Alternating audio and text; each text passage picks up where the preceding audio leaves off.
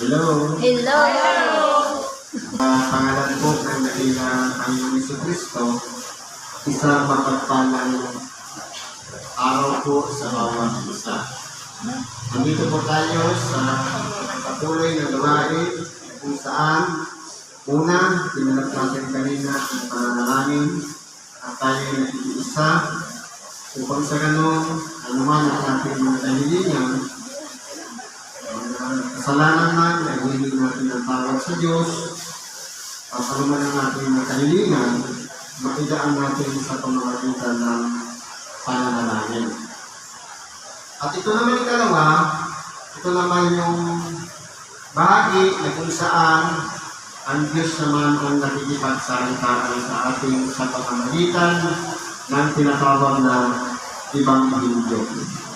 Ang Ebanghelyo ito ay ayon sa mga banal na kasulatan na ating binabasa at binibigyan ng buhay upang sa ating pang-araw-araw na makikipamayan dito sa ibabaw ng sanglibutan, ito po ay magamit natin kung paano tayo makikitungo sa ating kapwa, kung paano dapat ang magiging ugali natin sa harapan ng ating mga kapwa. Ngayon po, meron tayo dito rin. Ang una, ayon po sa Ebanghelyo ni Apostol San Mateo. Sa Kapitulo 7, versikulo 1 hanggang 6. Sabi dito, huwag kayong magsihatol upang huwag kayong matulan. Kung atin kong uunawain, pag sinabing paghahatol, kumbaga, binibigyan natin ng, kumbaga, tinatapos na natin ang isang bagay. Kasi pag sinabing hatol, iyan ang panghuling nangyayari kapag mayroong nililitis. Ibig sabihin, kumbaga sa isang bagay na ating nabanggit o nasabi, may tuldok na. Kumbaga wala ng extension, wala ng tama, hindi na pwedeng bigyan pa ng chance o pagkakataon. Halimbawa, antayin natin sa ating kapwa dahil ang gawain niya halimbawa magnanakaw. Ngayon, sasabihin natin magnanakaw ka. Ibig sabihin, tinundok na natin. Pero kung titingnan po natin, kung mapapansin natin, mas madali pang makapasok ang isang maniningil ng buwis at isang babaeng makasalanan kaysa mga matutuloy. Kumbaga, mas madali pang makapasok sa langit. Bakit po? Kasi, kumbaga, sa pagpapatawad na kanilang tinanggap, napakalaki yung kanilang nireconcile na kapatawaran mula sa Diyos. Kaya mapapansin natin, sa paghatol, ito po yung ginagamit natin, minsan, yung bibig natin ang nagsasalita. Okay lang kung halimbawa sa isip ko lang at hindi natin ginitawan ng ating bibig, hindi tayo makakahatol. Ngayon, kung mapapansin natin, ang bagay na sinalita natin sa ating kapwa, dapat po pag-aralan natin, isipin natin ng 10 ulit dahil sa oras na humatol tayo sa ating kapwa, hahatulan din tayo sa paraan ng kanugat na ginawa natin sa ating kapwa. Kasi sabi nito, huwag kayo magsihatol. Ngayon, bakit nilagyan ng huwag? Ibig sabihin, tinuturuan tayo na huwag natin gagawin. Saan ba tayo nag-typical yung mga ginagamit na huwag?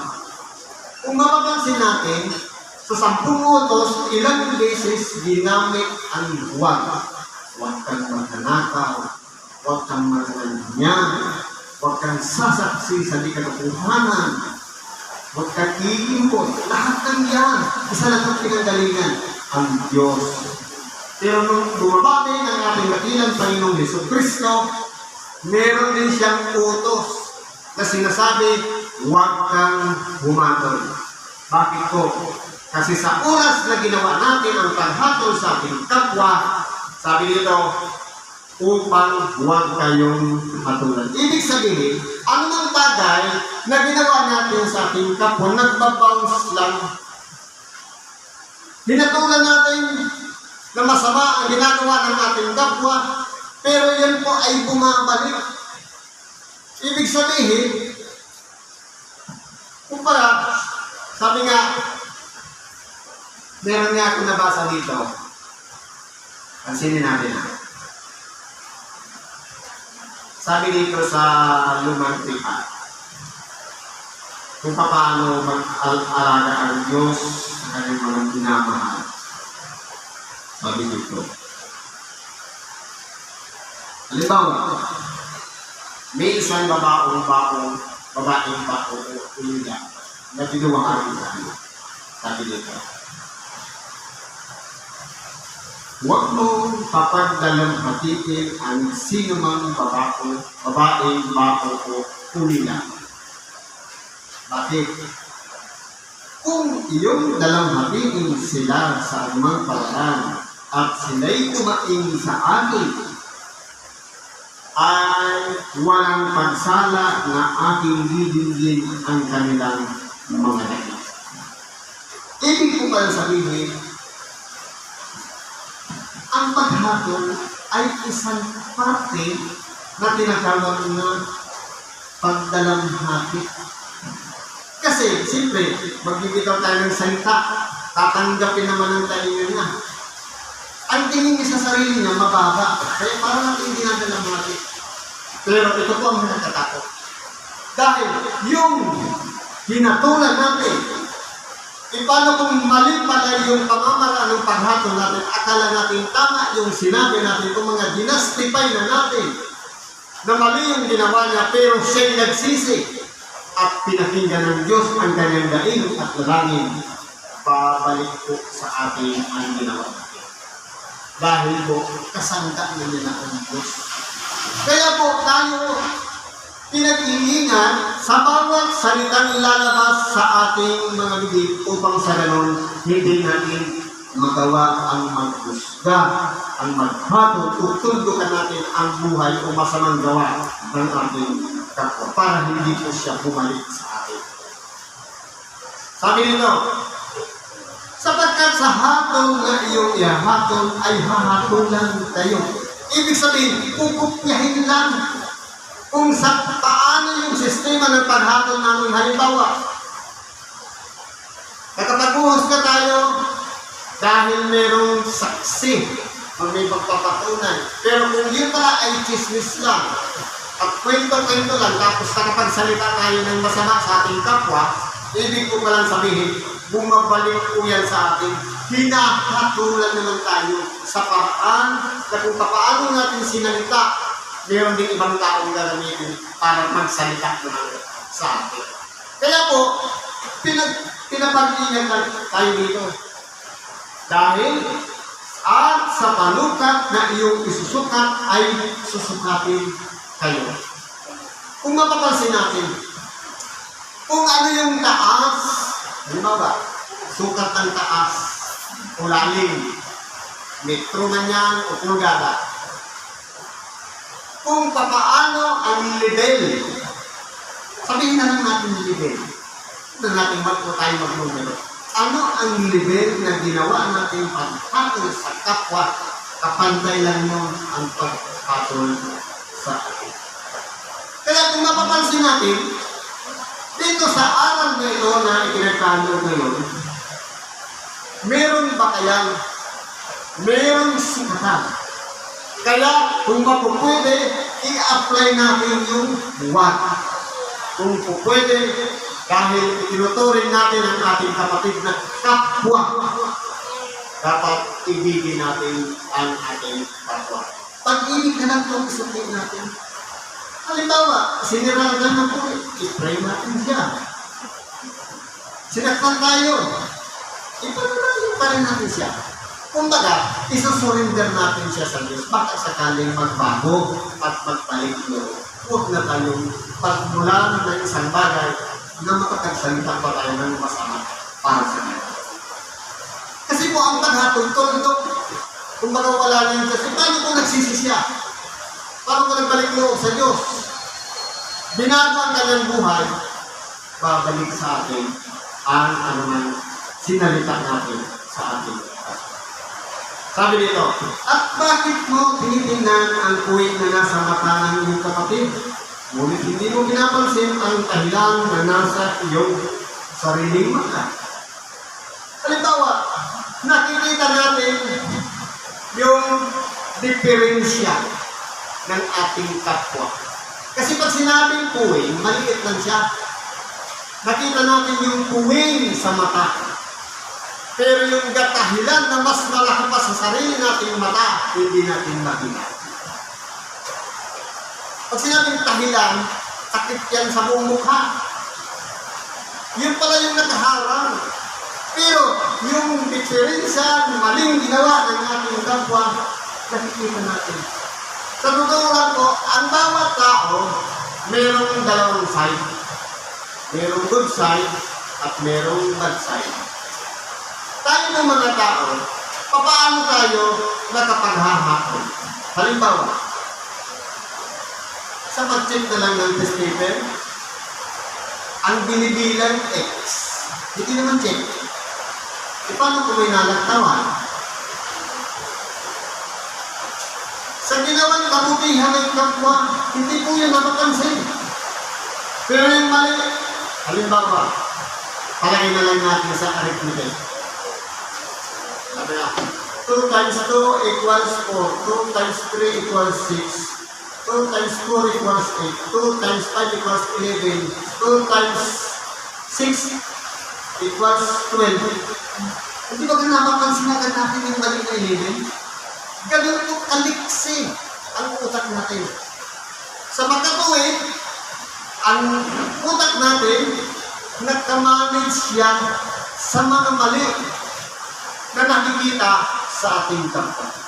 E paano kaya kung halimbawa, nagkamali ang ating kapwa, idalangin na lang natin siya na maituwid niya ang kanyang mali. Na huwag na tayo magsalita kung masama.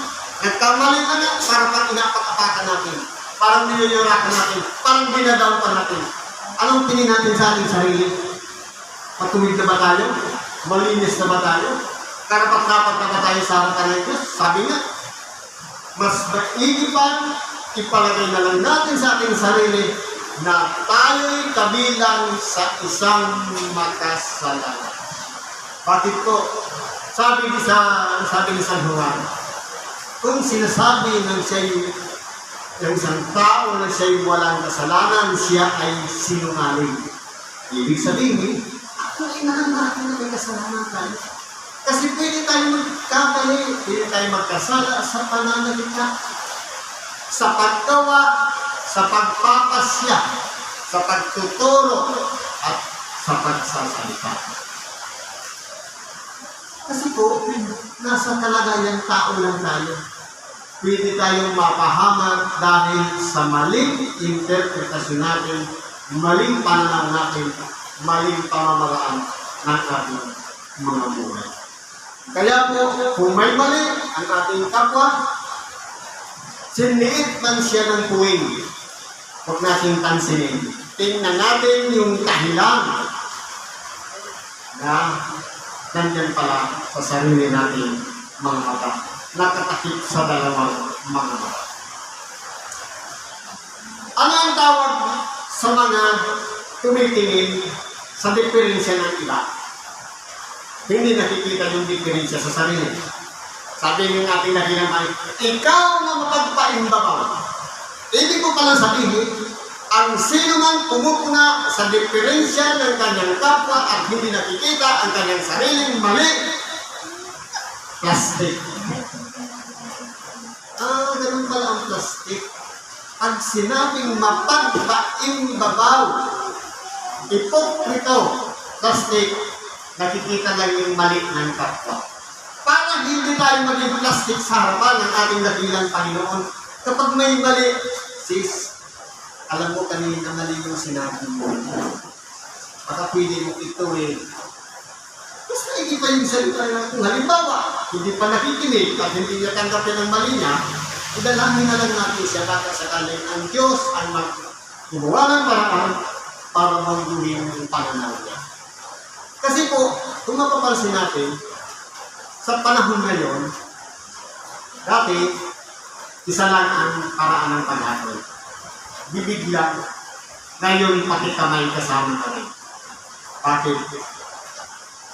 Magpindot ka lang ng cellphone, mag-post ang isang bagay na walang katotohanan, buong universo o buong mundo na ang nakakakita mo. Makikita yun ng friends mo, friends of friends, at friends of friends of friends. Para talo mo pa yung nagsigaw dyan na, sila mo maglalaro dyan sa sentro, sa gitna ng palengke. Kasi limitado lang yung tao. Pero sa social media, worldwide yan. Kaya kung pinapag-ingat tayo, palagi natin titingnan yung sarili. Dahil meron palang mas malaking pagkakamali na ginagawa tayo, nakikita lang natin yung kasalanan ng ating kapwa, pero tayo pala, hindi minsan, lumaki na pala ang kasalanan natin sa harapan ng Diyos. Natakpan na ang mata. Gatahilan. Kaya po, tinuturuan tayo dito ng ating dakilang Panginoon na tingnan mo na. Sabi nito, kung paano sabihin mo sa iyong kapatid, pabayaan mo, alisin ko ang kuwing sa mata mo at narito ang tahilan sa iyong sariling mata. Hindi ba nga? Kaya po, sabi nito, alisin mo muna ang tahilan sa iyong sariling mata. Paano po yan aalisin? Sa pamamagitan ng pagbabago ng attitude, pag-uugali, asal, at lalong-lalo na itong 5 senses. Kasi sa mata, pwede kang magkasala, pwede kang talagang bibig ang nagpa-finalize. Kaya nga ang bibig ang naghahatol eh. Nakita ng mata, hahatol na ng bibig. Naamoy mo may bad breath o kaya masama ang amoy ng kilikili, magsasalita ang bibig. Nahawakan mo, nagulan ka, magsalita ang bibig. Ibig sabihin, ang bibig ko ay nagpa-finalize. Kaya po siya nakapag-hahatol. Kaya sabi dito ng ating dakilang Panginoon, kung magkagayon, makikita mong malinaw ang pag-alis mo ng tuwing sa mata ng tuwing. Ibig sabihin, unahin mo na yung sarili, sariling diferensya, sariling pagkakamali, bago yung sa iba. Ganun po dapat. Kasi, kung may katahilan na kapatid, nakikita mo yung mali ng iba, tapos natatakpan pala yung mali kung mas malaki pa sa katawan mo, magiging mapagpaimaw tayo sa harapan ng maraming tao at sa harapan ng Diyos. Ngayon, itong aral na ito, maganda. Pero, sabi dito, tuloy natin, huwag mong ibigay sa mga aso ang anumang banal. Ang turo sa paghatol ay isang bahaging aral na nagpapabanal sa tao. Bakit po? Kasi kung iniingatan natin humatol sa ating kapwa, nalilimitahan natin ang pagkakamali. Pero kung inihagis natin yung aral nito sa asal ng isang taong katulad sa aso, ano yung aso? Isinuka, kakainin. Lord, patawad po. Tapos paglabas, balik na naman, chismis na naman, palit nila. Dapat hindi ganun. Kasi po, sabi nga, huwag niyong bighatiin ang Espiritu Santo. May Espiritu Santo na nandito sa puso natin na pipighati. Ano ba naman ito? At ano ko ba'y nagsisi na, nagbago na, bakit bumabalik na naman sa dati? Napipighati po yung Espiritu Santo nandiyan. Kaya nangyayari, matapos natin surrender ang ating sarili, nanumpa tayo sa harapan ng Diyos, ang ating pangalan nakasulat sa aklat ng buhay. At pagkatapos po nun, yung Espiritu Santo itatatak sa atin, ito ang magsisilbing recording. Nakatransmit doon sa aklat ng buhay lahat ng ginawa natin mali sa ating kapwa. Kaya, pagdating sa paghatol, ganitong pizza, sira, ano, sana hindi ba ito, recorded yan. Kaya, ang aklat ng buhay dapat panay good ang nakasulat yan. Ito, nung pizza na yung December 1, nag-abuloy ito. December to, nag-delay. December 3, nagbigay niya ng limos. Dapat mga ganun lang ang record. Paano kung December 5, hinatulan si kapwa? Kundi, kurado na naman yan.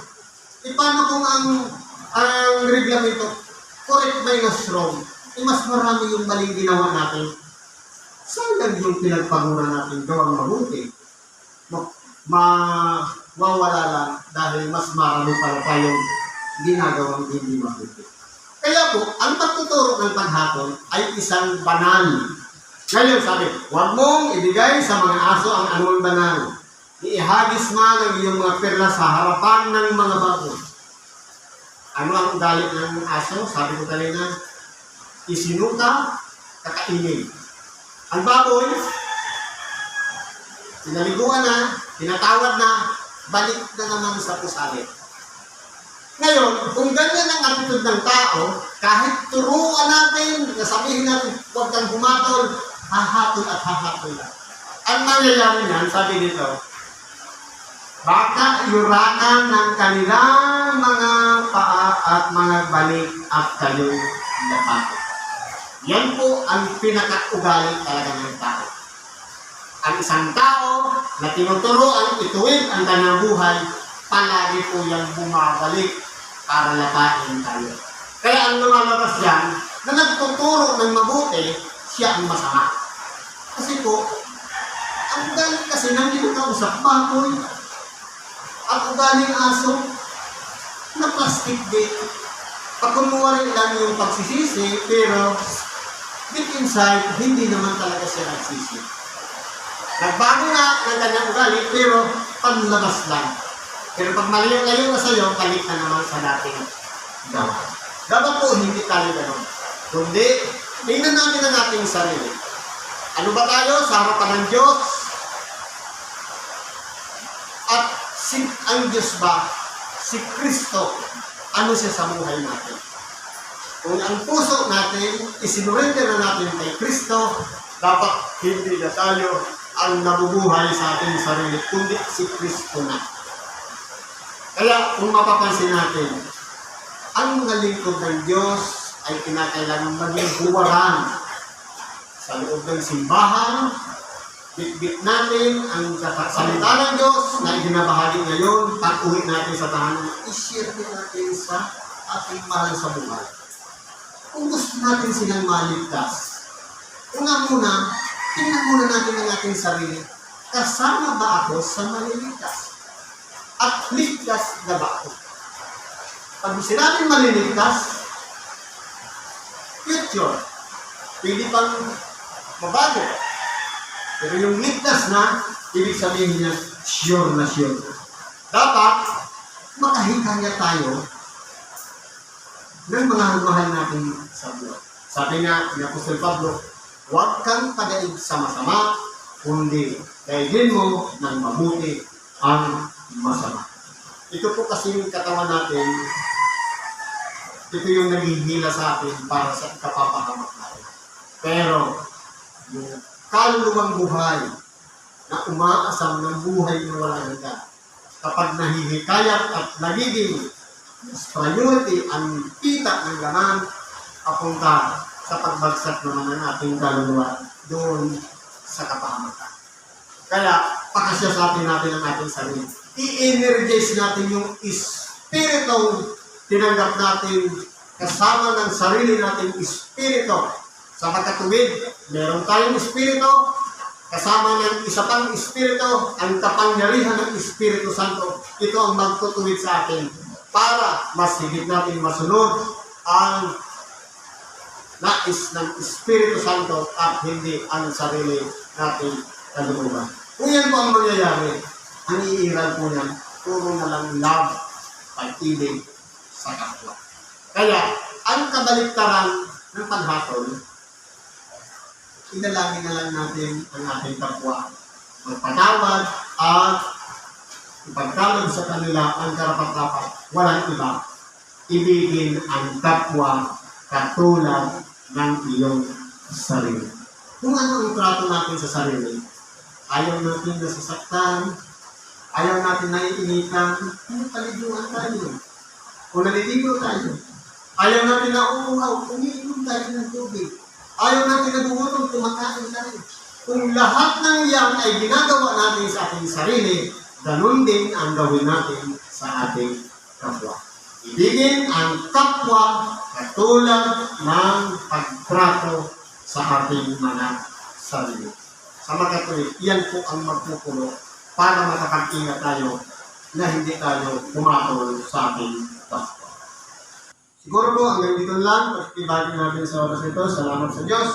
At ano man ang ating kahingan, karaingan, ilapit natin yan sa Diyos at ipagkatiwala natin sa Kanya.